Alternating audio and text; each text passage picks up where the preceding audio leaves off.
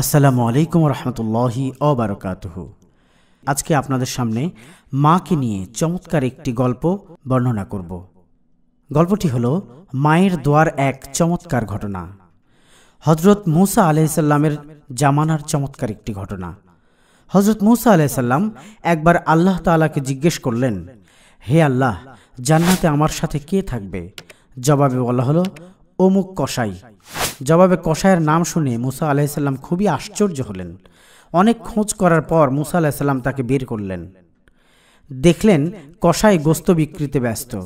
সবশেষে কসাই এক টুকরো গোস্ত একটি কাপড়ে মুড়িয়ে নিলেন, অতপর বাড়ির দিকে রওনা হলেন।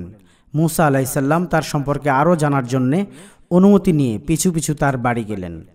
কসাই বাড়ি পৌঁছে গোস্ত রান্না করলেন, অতপর রুটি বানিয়ে তা গোস্তের ঝোলে মেখে নরম করলেন। তারপর ঘরের ভিতরের কামরায় প্রবেশ করে শয়নরত এক বৃদ্ধাকে উঠিয়ে বসালেন। তারপর তার মুখে টুকরো টুকরো রুটি পুড়ে দিতে লাগলেন। খাওয়ার পর বৃদ্ধা কি যেন কানে কানে বললেন। অমনি কসাই মুচকি হাসলেন। দূর থেকে মুসা আলাইসাল্লাম সবই দেখছিলেন, কিন্তু কিছুই বুঝলেন না।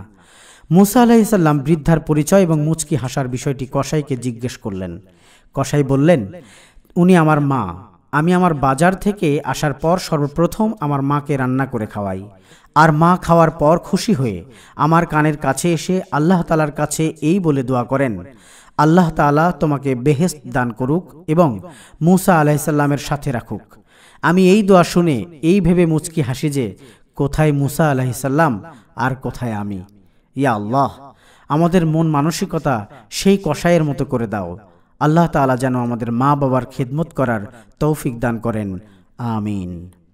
যারা আমাদের চ্যানেলটি নতুন দেখছেন, সাবস্ক্রাইব করে সাথেই থাকুন এবং নোটিফিকেশনের জন্য বেল আইকনটি চাপ দিন, যাতে করে আমাদের প্রতিটি কন্টেন্ট আপনি দেখতে পারেন। আল্লাহ আমাদের সবাইকে সুস্থ এবং নিরাপদ রাখুন, আমিন।